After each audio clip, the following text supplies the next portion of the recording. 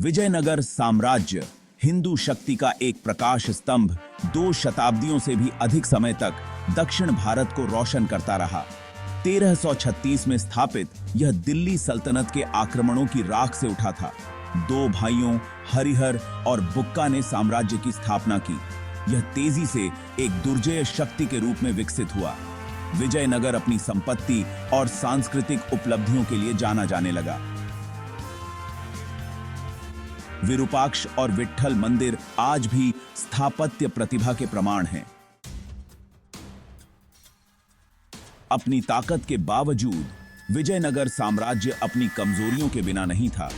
आंतरिक संघर्षों और बाहरी खतरों ने इसकी नींव कमजोर करना शुरू कर दिया।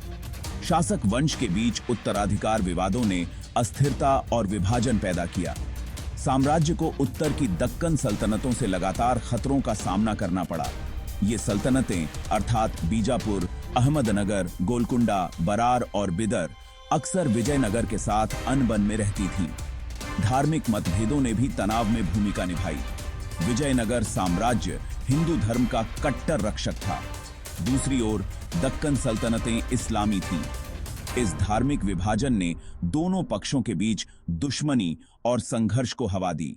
इन चुनौतियों के बावजूद विजयनगर अपनी पकड़ बनाए हुए था। हालांकि एक भयानक संघर्ष क्षितिज पर था। यह संघर्ष दक्षिण भारतीय इतिहास के पाठ्यक्रम को हमेशा के लिए बदल देगा। 1565 का वर्ष विजयनगर साम्राज्य के भाग्य में एक महत्वपूर्ण मोड़ साबित हुआ। दक्कन सल्तनतें एक समान लक्ष्य से एकजुट होकर अपने शक्तिशाली पड़ोसी के खिलाफ एक गठबंधन बनाया। यह गठबंधन दुर्जेय साबित हुआ। सल्तनतों की संयुक्त सेना ने विजयनगर की ओर कूच किया, जिससे एक प्रलयकारी लड़ाई का मंच तैयार हुआ। दोनों सेनाएं तालिकोटा के मैदानों पर भिड़ गईं, जो वर्तमान कर्नाटक का एक छोटा सा गांव है।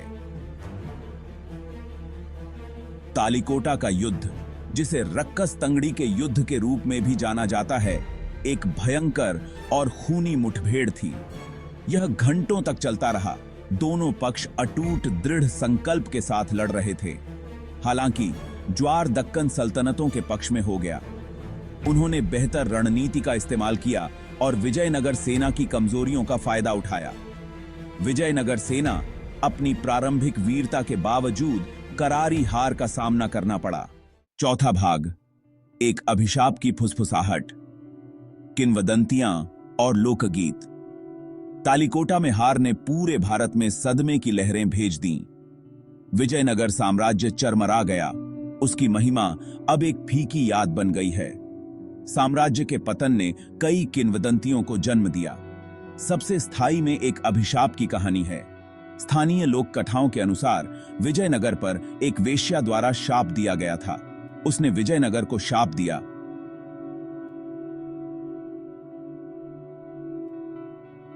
उसके पतन की भविष्यवाणी की। सच्चाई का खुलासा, ऐतिहासिक साक्ष्य बनाम मिथक। वेश्या का अभिशाप एक सम्मोहक कथा बनाता है। इतिहासकार विजयनगर के पतन का श्रेय ठोस कारकों को देते हैं। तालिकोटा का युद्ध निर्णायक सैन्य हार थी। दक्कन सल्तनतों की ताकत विजयनगर के लिए बहुत मजबूत साबित हुई। हम्पी का विनाश एक युग का अंत था। छठा भाग, एक साम्राज्य की विरासत, विजयनगर का स्थायी प्रभाव। अपने दुखद अंत के बावजूद विजयनगर साम्राज्य ने भारतीय इतिहास और संस्कृति पर एक अमिट छाप छोड़ी। इसकी विरासत हम्पी के शानदार खंडहरों में रहती है, जो यूनेस्को की विश्व धरोहर स्थल है। कला, वास्तुकला, साहित्य और प्रशासन में साम्राज्य का योगदान प्रेरित और प्रभावित करता रहता है। विजयनगर के कला और साहित्य के संरक्षण से तेलुगु और कन्नड़ साहित्य का विकास हुआ। साम्राज्य की प्रशासनिक प्रणाली, एक सुव्यवस्थित नौकरशाही और राजस्व संग्रह की विशेषता बाद के राज्यों के लिए एक मॉडल के रूप में कार्य करती थी। विजयनगर साम्राज्य के धार्मिक सहिष्णुता पर जोर और हिंदू मुस्लिम समन्वयवाद को बढ़ावा देने का दक्षिण भारतीय समाज पर स्थायी प्रभाव पड़ा। अपने खंडहरों में भी विजयनगर भारतीय सभ्यता की भव्यता और लचीलापन के प्रमाण के रूप में खड़ा है।